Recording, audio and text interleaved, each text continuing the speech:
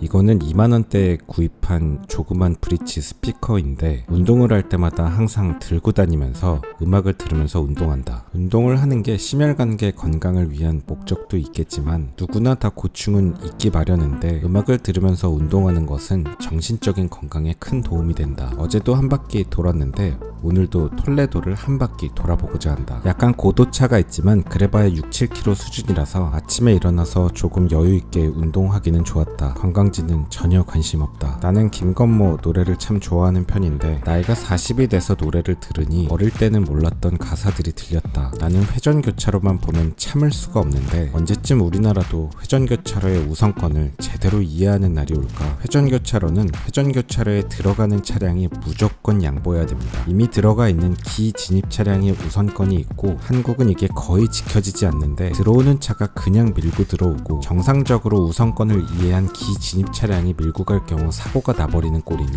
결국은 금융치료가 답인데 경찰도 단속을 하지 않으니 답이 없는 게 현실입니다. 한국이었으면 저런 버스가 그냥 밀고 들어왔겠죠. 조금 다른 게 느껴지시나요? 적당히 찾아온 톨레도라는 곳인데 아직도 여기가 뭐하는 곳인진 모릅니다. 나이를 먹을수록 조금씩 자기 자신을 알아가야 된다고 생각하는데 남들이 가는 곳을 굳이 내가 갈 필요가 없고 내가 전혀 관심 없는 곳을 굳이 관심을 가질 필요 없습니다. 나는 역사적인 곳이나 관광지 다니는 걸 좋아했던 적이 없고 그냥 음악 들으면서 걸어 다니는 걸 좋아하니까 관광지에 와서 그걸 할 뿐입니다. 톨레도는 와본 적이 없으니까 와본 것 뿐이지 아무런 이유가 없죠. 여행지를 고를 때도 그냥 안 가본 데를 순서대로 고를 뿐입니다. 어디를 가더라도 사실 그렇게 큰 관심은 없고 그냥 음악 들으면서 걸어 다닐 거니까요. 그럼에도 불구하고 이국적인 톨레도의 아침 모습은 참 아름답긴 했습니다. 톨레도의 일부 지역은 이렇게 강으로 둘러싸여 있고 내륙 쪽은 이렇게 성을 높게 쌓아서 방어를 하고 있습니다.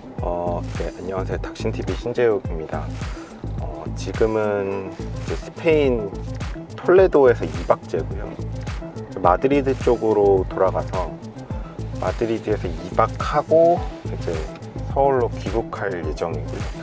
사실 요번에 마드리드 온 이유는 이제 개인적으로 뭐 좀 일이 있어가지고 발표해야 되는 게 있어서 마드리드에 온 건데 마음 편히 휴가를 보내고 있진 못하고요. 이게 왜 그러냐면 마지막 날 영어 발표를 하는 게 있는데 어디 학회 가서 개인적으로 이제 영어 발표가 굉장히 좀 부담이 있습니다. 부담이 있어가지고 사실상 와서 그냥 매일매일 그 영어 발표 연습만 하고 있습니다. 지금 막 대본 외우고 이러느라. 그래서 굉장히 힘든 나날을 보내고 그래서 이제 막 여기저기 멀리 안 가고 그냥 한 군데 정도 숙소 딱 잡아놓고 그러고서 이제 그곳에서 그냥 쉬면서 발표 준비하면서 지내고 있죠. 이 코너가 굉장히 어려운 코너인데 이게 그래도 이게 제가 비교적 이렇게 별 문제 없이 통과하는 거는 일단 이 반클러치에 대해서 스파크에 의해서 굉장히 단련이 많이 되기도 했고 그 다음에 제가 대형 버스 면허가 있어서 비교적 이 회전 반경에 대한 이해도가 높아서 그렇지 굉장히 어려운 코너입니다. 굉장히 어려워요. 이건 진짜 어렵다.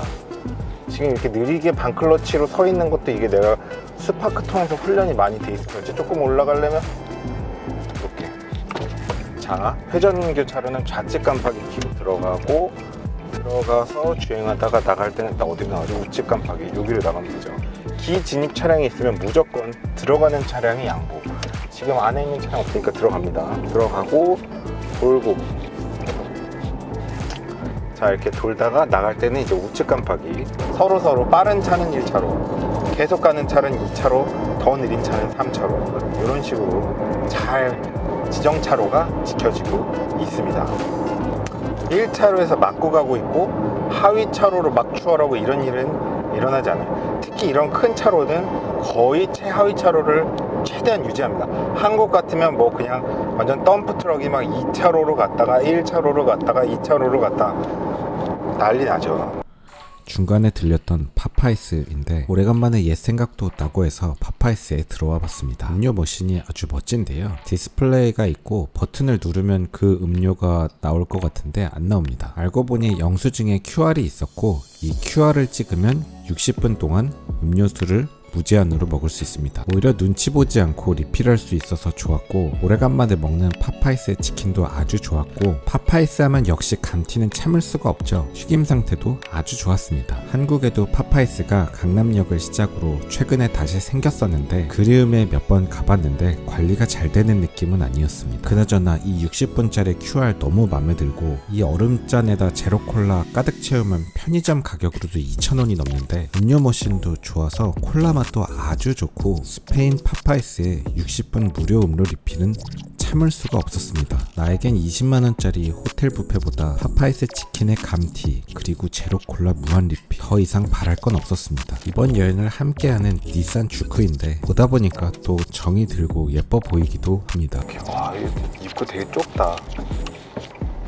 물론 저는 뭐 버스 면허도 있고 하니까 이까짓 게 어렵진 않지만, 자 이제 내려가야 되는데 가면 되죠.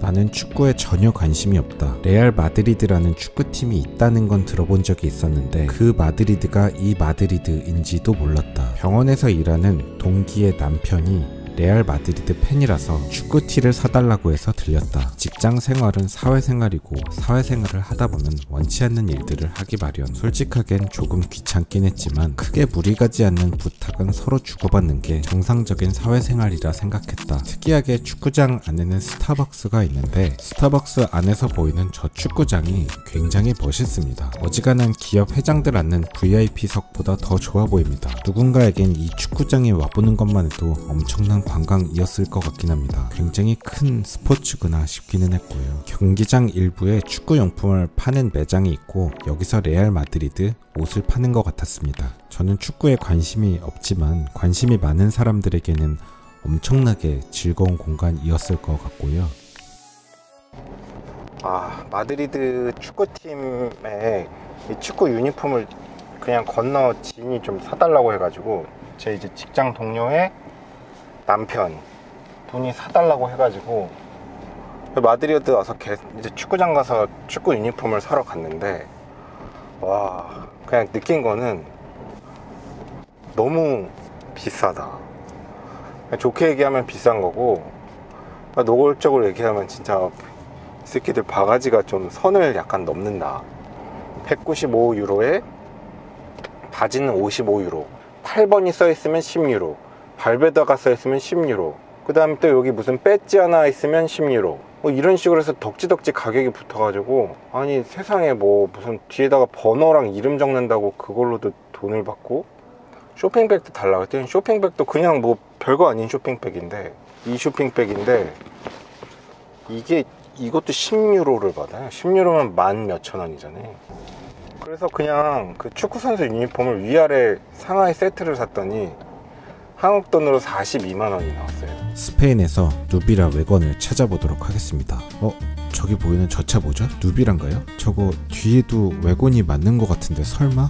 대우에서 나온 누비라가 맞습니다. 역시 찾는 놈은 찾는 놈. 여기는 마드리드 중심부에서 약간 외곽에 있는 제 두 번째 숙소입니다. 렌트카 여행을 하면 외곽의 숙소를 잡을 수 있고 상대적으로 가성비 좋은 숙소를 잡을 수 있습니다. 마드리드 변두리 그냥 보통 사람들 사는 동네 같습니다. 시내가 아니다 보니 주차도 길거리에 프리파킹이 가능해서 개꿀입니다. 호텔 이즈 호텔이라는 말이 있죠. 어차피 호텔은 호텔이라 아주 비싼 데를 가나 조금 저렴한 데를 가나 그냥 잘 수 있고 씻을 수 있으면 되기 때문에 굳이 시내에 비싼 숙소를 잡을 필요는 없었습니다. 1박에 10만원 정도였는데 가성비는 아주 좋았습니다. 뭐 전망이랄 건 없는데요. 가격이 싸니까 별 상관없습니다. 저가 호텔이라 조식도 간결한 편인데 비싼 호텔 조식가도 어차피 조식은 먹는 게 똑같습니다. 스크램블에 베이컨에 치즈 몇 조각 그리고 빵 쪼가리 과일이나 요거트 몇 개 어차피 먹는 것은 뻔합니다. 내일 모레면 이제 영어 발표를 하러 가야 되는데 왜 저에게 이런 시련이 닥친 걸까요? 저는 왜 제 자신을 이렇게 힘들게 하는 건지 내가 파놓은 늪에 내가 스스로 빠져버린 느낌이었습니다. 나 진짜 영어도 못하고 진짜로 제대로 아는 것도 없는데 제발 나 발표할 때 아무도 안 봤으면 좋겠다. 나에게 왜 이런 시련이. 방구석에서 집중이 되지 않고 잠만 와서 발표는 내일이지만 일단 분위기 파악하러 학회장에 가봐야겠습니다. 있습니다. 로지텍 블루투스 마우스인데 아주 잘 쓰고 있습니다.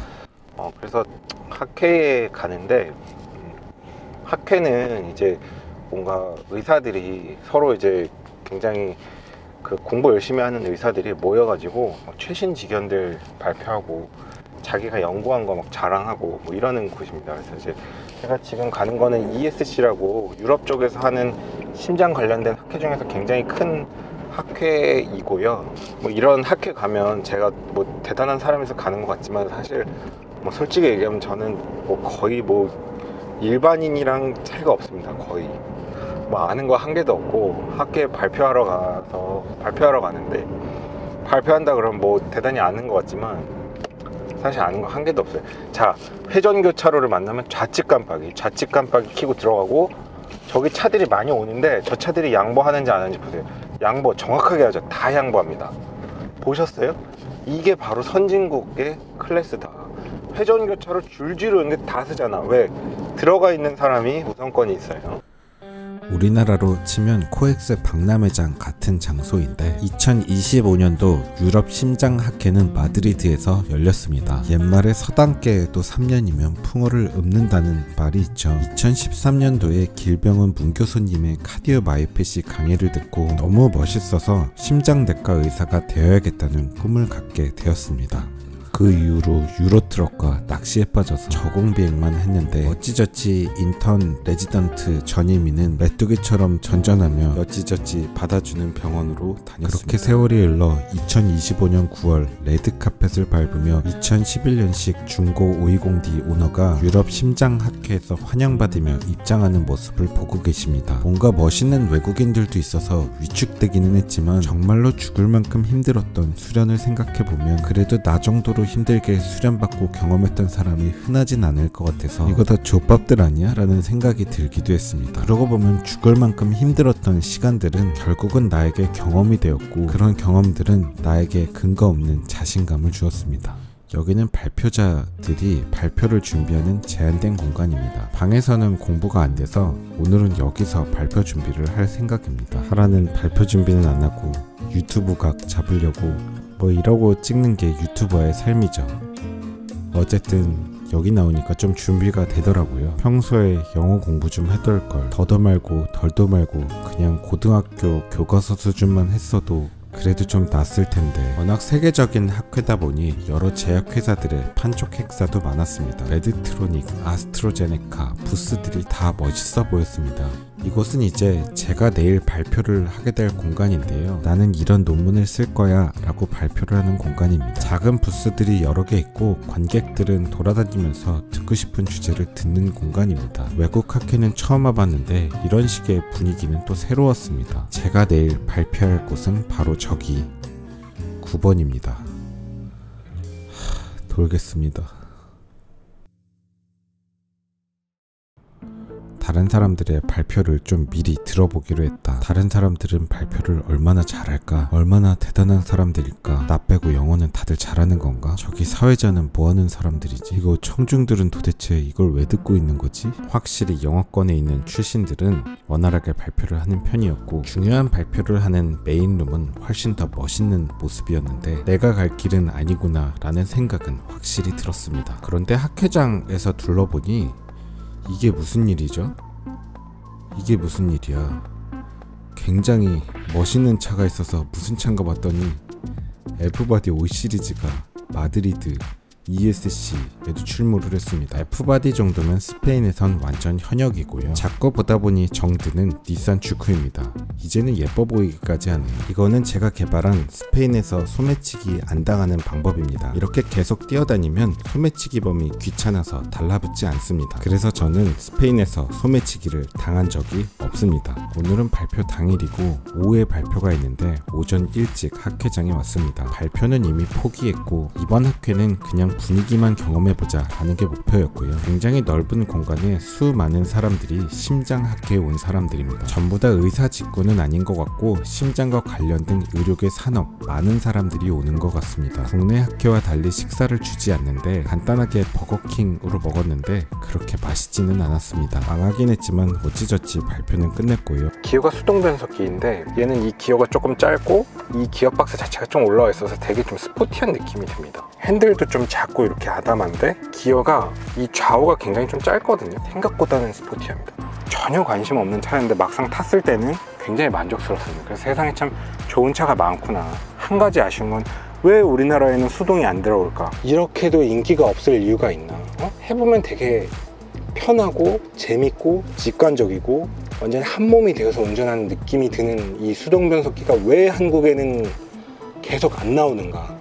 그게 참 아쉽습니다. 한국은 너무 과하게 수동 변속기를 싫어해요. 그렇게 싫어할 정도는 아닌데 유럽 쪽은 주유하는 방식이 한국이랑 조금 다른데 선주유 후 결제입니다. 디젤도 두 가지 종류가 있고 가솔린도 두 가지 종류가 있습니다. 우선 선주유를 해주시고 안에 들어가서 적당히 카드 내밀면 결제를 해줍니다. 해외에서 렌터카는 비싸더라도 풀 커버리지를 하는 게 편합니다. 보통 풀 커버리지를 하면 리턴할 때 차량 상태를 거의 확인하지도 않습니다. 저는 가성비를 중요시하지만 외국에서 렌트는 풀 커버리지가 현실이고요. 우리에게 조금 낯설은 스코다도 있고 그 외에 재미있는 차들이 많은데 유럽은 렌트카의 기본이 수동입니다. 유럽에 올 때마다 이렇게 새로운 차를 경험해보는 게 저는 제 인생에서 가장 큰 즐거움입니다. 인생은 그리 길지 않고 언제까지 내 건강이 유지될지 알 수는 없습니다. 저는 수동차를 운전하는 걸 너무너무 좋아하기 때문에 1년에 한 번 정도는 적어도 유럽에서 렌트카를 할 생각입니다. SI-XT에는 조금 고성능 버전의 차들이 있고요. 굳이 사진 않더라도 여행하면서 며칠 경험하는 것만으로도 충분합니다. 한국 가는 비행기는 어딘가에서 환승을 했고요. 이게 어딘지 잘 모르겠지만 어쨌든 공항이 엄청 좋고 화려했습니다. 이코노미는 앉아있는 게 너무 힘들기 때문에 가끔은 환승을 하는 것도 괜찮은 것 같습니다. 외국 항공이었던 걸로 기억하는데 식사도 맛있게 나왔고 저는 대한항공에 집착하지 않고 그냥 저렴한 항공을 끊는 편인데 중국에서 환승하는 거 제외하고는 그렇게 나쁜 경험은 없었습니다.